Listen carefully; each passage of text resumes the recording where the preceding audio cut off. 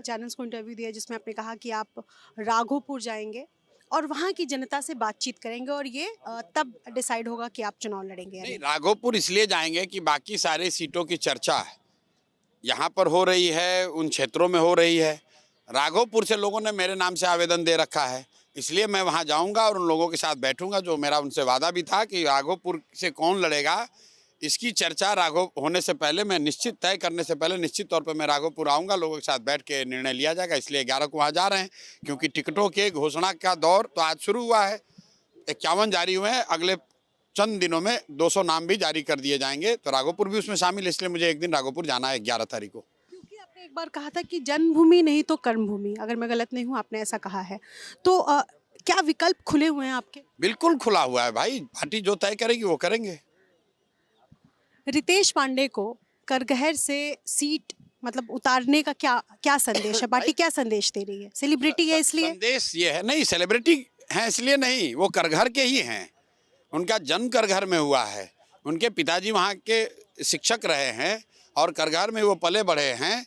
तो जनसुराज में आप 51 नाम जो है वो सब लोग वही हैं जो अपने क्षेत्र से लड़ रहे हैं, अपने गृह जगह से लड़ रहे हैं, या तो अपने कर्मभूमि से लड़ रहे हैं या जन्मभूमि से लड़ रहे हैं। अगर आर.के. मिश्रा दरभंगा से नामित किए गए हैं तो दरभंगा उनकी कर्म भूमि रही है लंबे समय तक।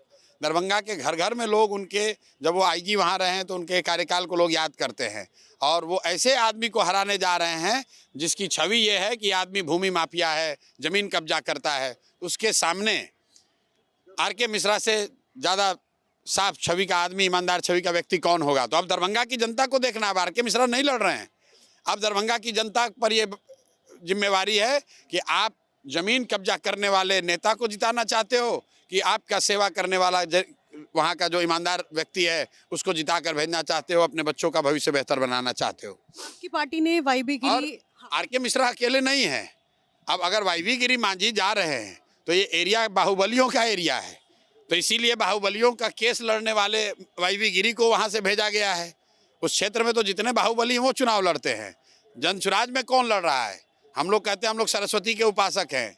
जनसुराज में वो लोग चुनाव लड़ रहे हैं जो बिहार में सबसे बड़े डॉक्टर हैं, सबसे बड़े वकील हैं, इंजीनियर हैं, आईएएस आईपीएस पदाधिकारी रहे हैं, वो लोग चुनाव लड़ रहे हैं। हम लोग के यहाँ बालू माफिया नहीं लड़ेगा, हमारे यहाँ कोई बाहुबली धन बली नहीं लड़ सकता है। उस 51 की सूची में आप एक भी दागदार आदमी दिखा लीजिए, अगर गलती हुई होगी तो उसका नाम वापस किया जाएगा। एक भी दागदार आदमी नहीं निकला है।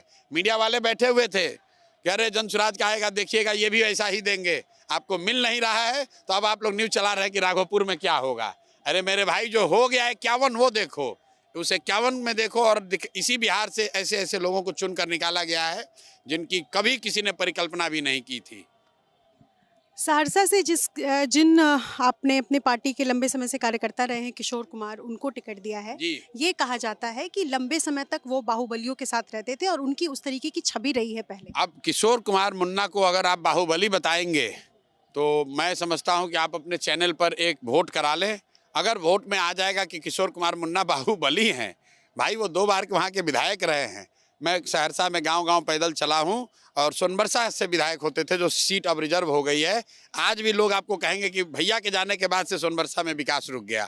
तो वो आनंद मोहन जी के साथ कभी रहे हैं, लेकिन इनकी जो राजनीतिक यात्रा है वो आनंद मोहन की पार्टी जो थी बीपीपा पार्टी, उससे बिल्कुल इतर रही है। वो भाजपा निर्दलीय विधायक रहे हैं, निर्दलीय 2 बार विधायक जीत कर ये आदमी आए। ठीक है। अब एक थियरी है जो आज तेजस्वी यादव ने दी है, आप तक वो खबर भी पहुंची होगी कि हर एक परिवार को सरकारी नौकरी। क्या काउंटर है इसका आपके पास या आपकी पार्टी के पास? कोई काउंटर करने की जरूरत नहीं है। 1 महीना से तेजस्वी यादव बेचारे परेशान हैं कि भ्रष्टाचार को लेकर, बिहार के विकास को लेकर सीधी लड़ाई एनडीए वर्सेस जनसुराज में है। चर्चा में एनडीए है, चर्चा में जनसुराज है, चर्चा में प्रशांत किशोर की आने वाली किस्त है। तेजस्वी यादव की कोई बात नहीं कर रहा है, तो कोई शगुफा छोड़ो ताकि मीडिया वालों में कुछ चर्चा बने। तो ये या तो वो मूर्ख हैं या मूर्ख बनाने की कोशिश कर रहे हैं। ये संभव ही नहीं है कि देश में हर परिवार में एक व्यक्ति को सरकारी नौकरी दे दी जाए। बिहार में टोटल 26.5 लाख लोग को सरकारी नौकरी है और इस 78 साल में 18 साल तेजस्वी यादव के माँ बाप और इनकी अपनी सरकार भी शामिल है।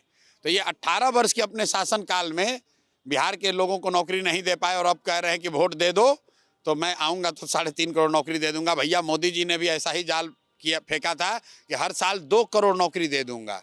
तो मोदी जी देश में 2 करोड़ नौकरी नहीं दे पा रहे हैं। तेजस्वी यादव इतने विद्वान हैं कि वो 3.5 करोड़ नौकरी बिहार में दे देंगे। तो बिहार की जनता इतनी मूर्ख नहीं है। ये बात का संज्ञान मीडिया ने लिया होगा, लोग इस बात का संज्ञान भी नहीं लेना चाहते हैं।